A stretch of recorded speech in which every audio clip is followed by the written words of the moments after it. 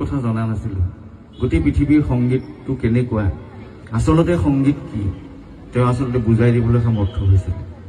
মই বজাই থকা যিটো মোৰ বিষয় পাৰ্কাছন ইনষ্ট্ৰুমেণ্ট বুলি কয়, তেওঁ বুজাই দিছিলে যে পাৰ্কাছনটো এনেকুৱা এটা বস্তু, আমি যদি ক'ৰবাত শব্দ কৰোঁ আৰু সেই শব্দটো যদি সংগীত উপযোগী হয়, সেইটোৱে পাৰ্কাছন। বৰ ডাঙৰ কথা কৈছিলে।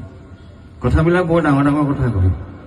কেতিয়াবা কয় মই ওচৰত বৰ ভালকৈ নেদেখোঁ, আঁতৰতহে ভালকৈ দেখোঁ। মানে গাতে লাগি থাকিলে বৰ ভাল নাপায়, আঁতৰত থকা মানুহটো ভালকৈ চায়। অনুভূতিবিলাক বেলেগ ধৰণৰ আছিলে, আমাৰ নিচিনা নাছিলে।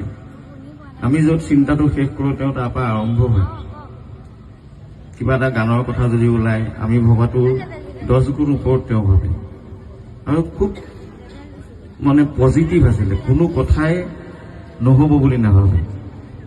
হৈ যাব, মই আছোঁ নহয়, আগবাঢ়াছোঁ, নোহোৱা কোনো কথাই নাই।